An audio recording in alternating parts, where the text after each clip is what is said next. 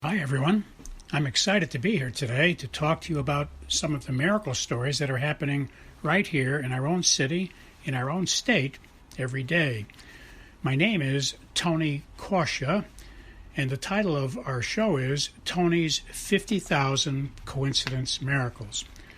Please note, this show is not about religion, and we're not trying to change anyone's religion, and we're not trying to get you to join any religion. It's just about miracle stories. I don't know of any religion on the planet that doesn't talk about miracles. That's why religions begin, because they have something that's telling them there's really a God. But we're not going to get into that. We're going to just talk about miracles and leave the decisions about all that up to you. So we don't care what religion you are. We just want to talk about miracles. If you are an atheist, I think you'll enjoy the program as well, although I can't guarantee you'll remain an atheist very long after you hear many convincing stories, coincidence kinds of stories about miracles. You can email me your own stories if you wish. We'll try to use all we can on the show. I can't guarantee we will, depending on volume and time, but you're welcome to send your stories on to us, and we will mention them when we can. You can send them to the following email address. But please notice that if we do use your story, we won't mention your name. We'll keep you anonymous. And we suggest that in your story, when you send it to us, don't use your correct name. That way anyone listening will not be able to figure out that it was you that sent the story in. The email address you can send your stories to is very easy to remember. It consists of 2 words and 3 numbers. The first word is Tony, spelled Tony, and the second word is and, spelled A-N-D, and the numbers are 777. So once again, the name is Tony and 777 at AOL.com. Well, let us begin. We are into week number 27 this week, and we're going to be talking about miracles, coincidence miracles as usual. But before we begin that, I want to suggest to you that maybe sometime during the coming week, you just take a few minutes to think about what it would be like if you turned around and you saw God behind you. And, certainly depending on whatever religious upbringing you've had or whatever God you believe in, you will see different things when you turn around and see this God that you believe in. But I just want to encourage you, because it's good to have in mind some clarity and think, we may not have thought about this question for maybe 20 years. We just believe certain things about God and we have them in the back of our mind. But I'm inspired by God to suggest this to everyone. Sometime this week, take maybe 5 minutes, just sit still, think about what would God look like if you turned around and saw him. And I can suggest from my life, I wrote 2 books titled Tony's 50,000 Coincidence Miracles, because I get 3 miracles a day on average. And for 50 years, that calculates out to 50,000 miracles. I know it's unbelievable. But I suggest from that background of seeing miracles, coincidence miracles every day, as I'm about to share with you again today, that when you turn around, no matter what you think of God, you're going to see and find a perfect friend. I mean, the most ideal perfect friend, because God is perfect and he's decided to be our friend. In fact, he made us to be his friend. That's why he created us. And so he's working at it all the time, constantly. He's trying to help us become good friends. So I would at least tell you, you're going to find someone who's loving and caring and always helps people who ask him for help. I've never asked him for help and not gotten help. Maybe not the help I wanted, but when you ask God for help, he'll help you. So hope that helps you to just spend 5 minutes and get that picture. Who knows, 5 days from now you might turn around and see him, and at least you'll recognize who he is. Many people in history met God, and they didn't recognize him. And the Bible calls that your hour of visitation. Apparently, God visits each one of us at some point in our life, and some of us miss it entirely and don't recognize that we have met God. As always, I ask you to have a pencil and paper as we're talking. We never know what you're going to want to jot down. The title of our books is easy to remember, but you might want to get a pencil and paper for some other things I'm going to mention. And the title of our books, you can Google it and get get more information than you're going to want.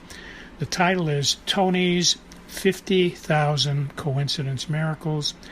And if you Google our website, you'll be able to listen to all of the past talks we've given week by week, and also listen to a free copy of our book. If you Google WCAT, that's WCAT, like a cat or a dog. So Google WCATradio.com/miracles/ one more time, WCATradio.com/miracles/. Okay, so now we'll share some coincidence miracle stories and notice the coincidentality in them. One day I went on a long drive. I had an errand to run. I was tired on the way back. I had a lot of things to do, but I had driven a long ways. I was tired, and I was passing by a church, very convenient church to just pull off the road for a few minutes, go in for a visit.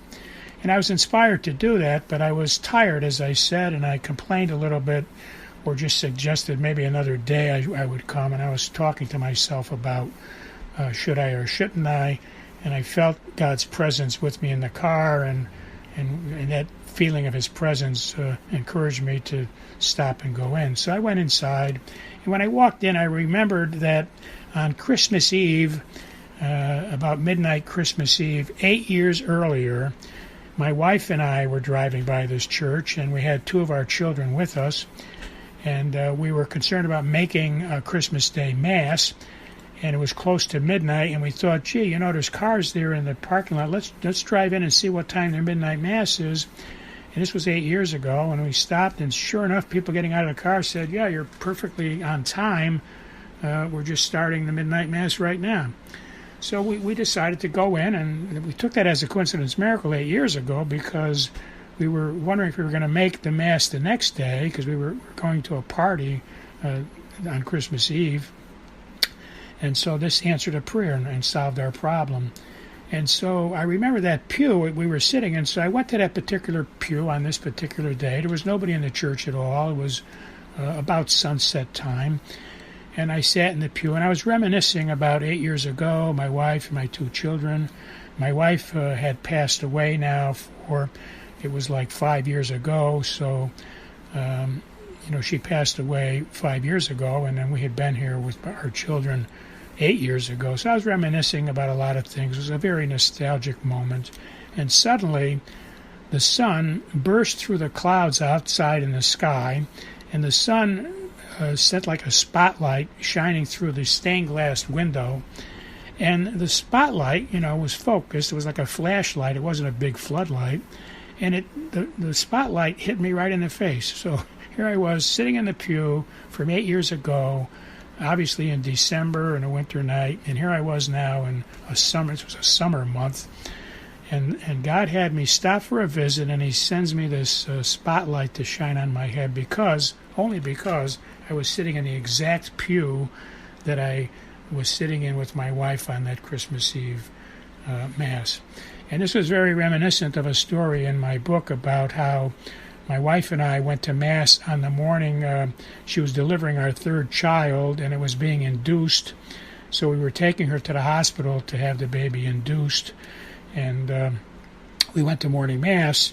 And that particular morning, while we were at Mass, and you can read the story in my book, Tony's 50,000 Coincidence Miracles, but while we were at Mass, at the sign of peace, when you turn to each other and give a sign of peace, the sun came bursting through the clouds again, and that particular church was in another city, and the sun shone through, and it was a red stained glass window, and there was my wife, saturated in red light. She couldn't see it because she was facing away from the radiation of the light, but I saw her bathed in a red light because a spotlight had shone on her then.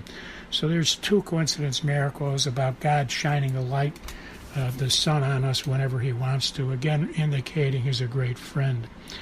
Another coincidence miracle story is I typically, as you probably know by now, I visit vacation resort areas, and I walk among the crowds, and I pass out these little business cards that explain coincidence miracles, and it explains, they can Google the book title, Tony's 50,000 Coincidence Miracles, and they can learn a lot about coincidence miracles. So it's just to evangelize and let people know that they can do this. And so I had gone on a prior day, I had gone on a 60-mile trip, and I passed out cards, and it was a pretty tiring day. You do a lot of walking, a lot of talking, a lot of people ask a lot of questions, so you're evangelizing. You got to be sharp on your feet because you get some penetrating questions. You meet a lot of atheists who complain, and you have to give them the right answers, etc. And so it was the prior day, and it was a taxing, tiring day, and it's a 60-mile drive. And so I was inspired on this particular day, the next day, to go back again, and that's highly unusual. I don't usually go back to the same place because people are vacation, for like a 2 or 3 day period. So if you pass out cards on one day, you probably won't meet the same crowd on the next day, and you learn this in the process of evangelizing.